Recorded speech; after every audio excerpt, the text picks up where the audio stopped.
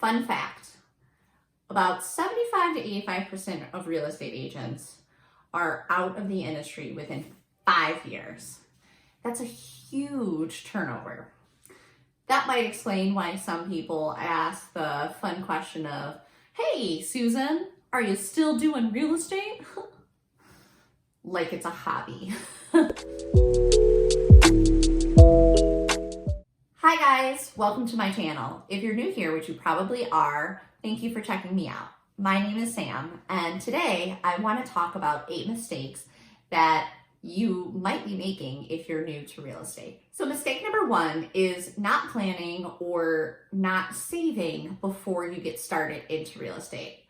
For myself, I plan around $2,000 every year as an established agent to cover things like my MLS board dues, office fees, MLS board renewal fees, things like that add up. So depending on what state you're from, it might be different, but when you're brand new, it might actually cost around that or even a little bit more to kind of get started. Some of the things you should be budgeting for are the class itself, the exam, joining an office if they have any type of startup fee, and that's definitely dependent upon the brokerage you're with, getting set up with the board, business cards, things like that. So all of that is going to be costing you money on top of traditional bills that you have. So the best thing that you can do is, if you know you're interested in real estate, start saving ahead of time so you kind of have a little nest egg, since you're not going to have money coming right in as you're a licensed agent. Or you can do what I did and actually pick up a part-time job. Number 2 is following poor advice.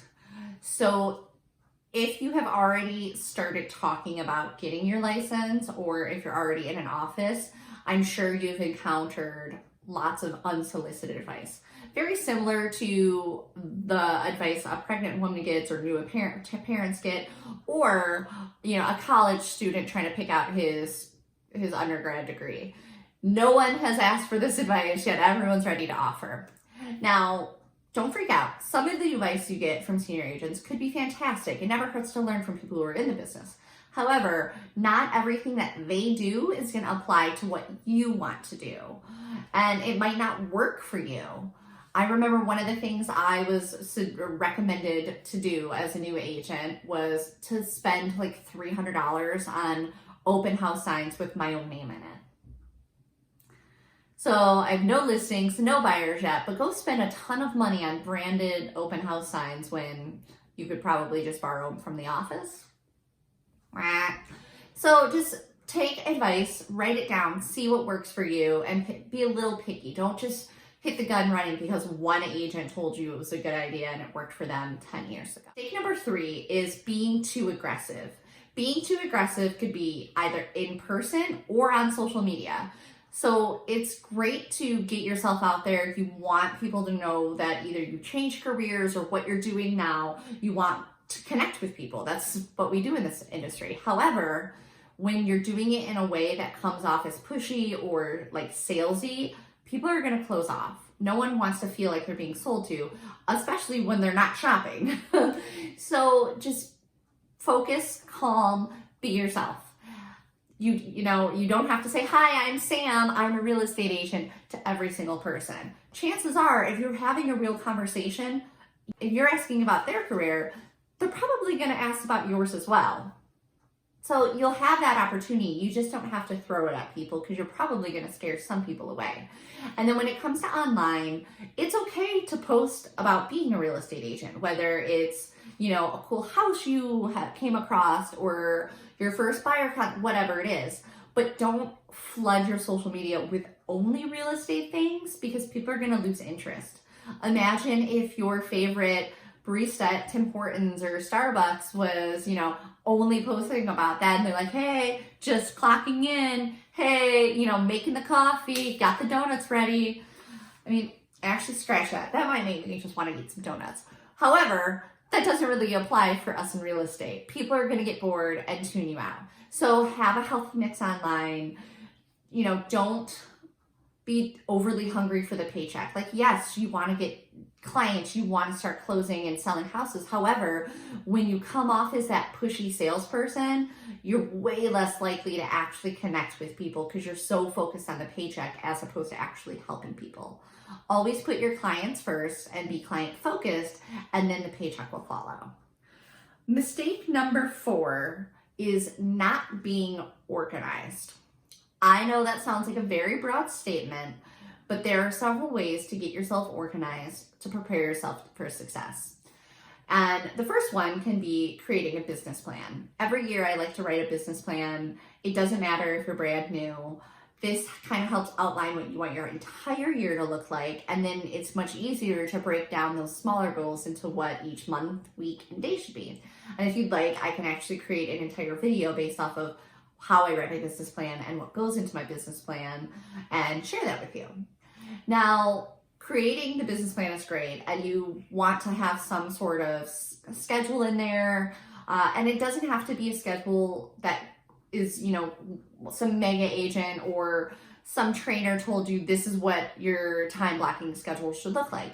I have fallen into that trap and said, okay, well, these top producers are waking up at 6 a.m. and they're doing X, Y, and Z before 8, so I should do that. Well, at the time, my husband was working afternoon shift, so I was sometimes cooking dinner at midnight. Crazy lifestyle, I know. But that meant I wasn't necessarily ready to wake up at 6 a.m. I didn't have kids. I didn't want to. So why am I going to do that? I'm not talking to my clients at 8 a.m. They weren't calling me at 8 a.m. So figure out the time schedule that works for you and your lifestyle and stick to it. It's a great way to hold yourself accountable, and implementing these systems early on makes it much easier to follow through as you do get busier. Tracking your clients and stuff like that through Excel is very helpful. There are tons of ways of just getting yourself organized, thinking about how you want to structure your business, and actually doing it that way. Number 5 is not treating your business like a business. What does that mean? This is a job, right? It is. However, it's also your business. As a real estate agent, you are paid on commission, so you're not paying taxes right up front. You're probably paying for your own healthcare unless you're fortunate enough to have a spouse or a second job that offers healthcare. So you need to make sure that your money is being managed appropriately and run this job like the business that it is. You want more money coming in than going out. And yes, I know as a new agent that might be a little hard, but there are lots of things that you can do without spending a ton of money. So, don't invest in radio ads or billboards if you don't have closings lined up yet. Don't pay to have your shirt or your name put on a shirt before you have leads in your pipeline. Like, just be practical. It can be very exciting starting a new business or starting a new job, and you see all these opportunities to have really cool things, and you can fall into this trap of buying a bunch of stuff that you don't need to actually be successful. Have money coming in before you take those leads. And then the second part of treating this like a business is also when you do have that paycheck, first paycheck, seventh, whatever, when you start getting paychecks, you should be dividing your checks because you have to account for your taxes. You should be paying or putting money aside for your business, and then also essentially paying yourself a paycheck. Because remember, that first number that you get when your office is paying you back is not just fun money. There's a lot to be broken up to. So the way I structure mine is I do 40% for taxes, I do 20% right now for my business, and then the other 40 goes into is essentially my paycheck. So that's savings for us, towards our bills, and then anything else. So that 40 of personal, my paycheck, is broken into something else. And I can even possibly include like a little image of what that is, just so you kind of see the breakdown. Number 6 is buying leads. Now, I know a lot of people are going to argue with that, but I don't believe in buying leads, especially as a new agent. One, I think it's really important to learn how to find and connect with people on your own first, Two, I think there's so much to learn and do within your first year. Trying to fill your time up with chasing half-hearted leads is a really bad idea. And three, you don't have that money to be spending. And, if a lead rep is calling you right now and saying, oh, well, yeah, like all you need is that one closing to, pay for them, say, okay, great. So it's free until I close. They're not going to agree because more people are paying for leads than probably paying for themselves. I don't know that number for sure. I just know I've attempted paying for leads one time for a 6-month contract. I hated it. I felt so different compared to the people that I work with on a daily basis that are either, friends, friend of friends, referrals, or people I've met in open houses, sign calls, things like that, where I've already have some sort of, sense of trust and credibility from these people. Whereas most of these leads either just clicked on a house, they clicked call me now because they're, bopping around, and you have to call them back immediately or else they'll leave that or like disappear. That's the fun part is you're paying for something, and most of these will say but you only have 3 to 5 minutes to get a hold of them. Seriously, drop what you're doing, possibly interrupt your other client to chase after someone you don't know who's doing what. No thanks. And then the third part of or component of that, is most of the leads that are coming from the internet want you to show them the house immediately.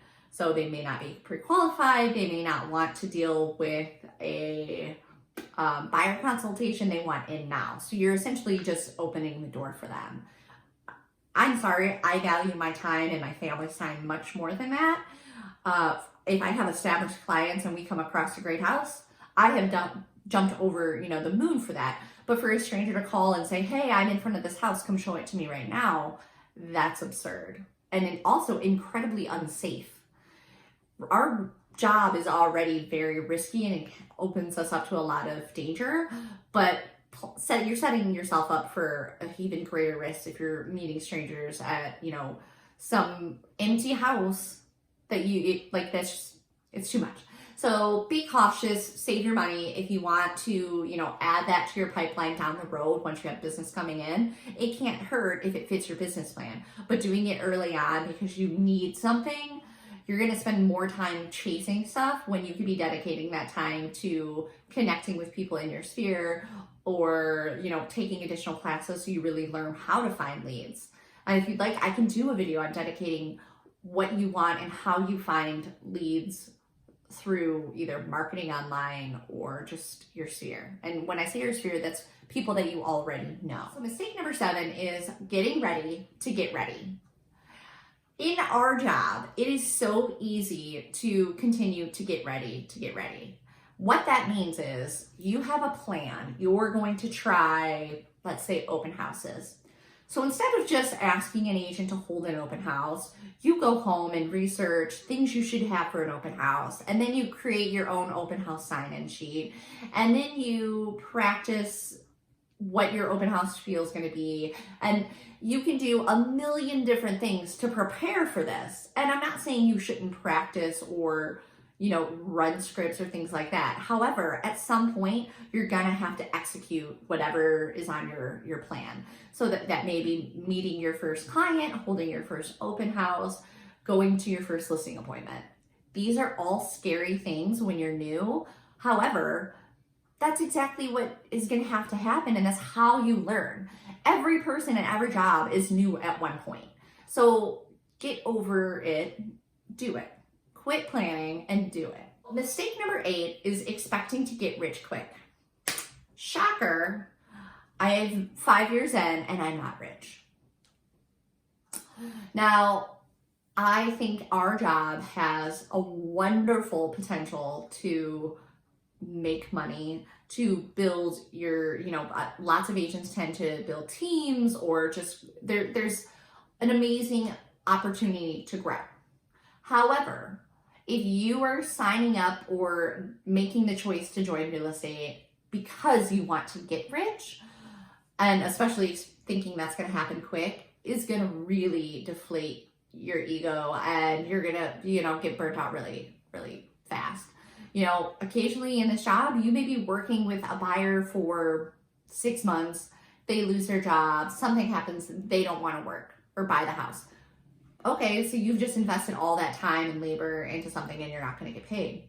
That comes with our territory. However, if you're expecting, you know, just to make all this extra money, it's not that easy. So don't fall into that trap. Know that this is definitely something that you're going to put time into. And, you know, this isn't just playing the lottery and selling a couple houses overnight and bam, you got some money for Christmas. It takes time. There's a lot of things to learn. We're dealing with, you know, people's biggest transactions. So just make sure you remove that thought and you'll do great. Those are 8 mistakes that I think a lot of new agents risk doing. So I hope this advice helped you, and I hope if you were thinking about getting licensed or if you're newly licensed, I wish you all the best. If you have additional questions, comment below. Let me know what questions you have, or maybe share some of the advice that you have gotten from either agents or non-agents, and let's all have a good laugh.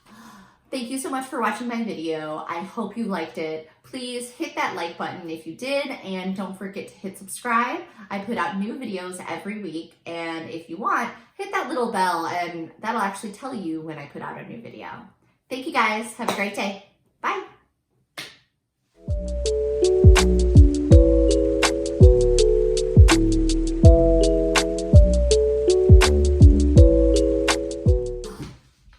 When you record an entire video and then realize you never hit record. Somebody's drinking tonight. Hey, are you doing that real estate thing still?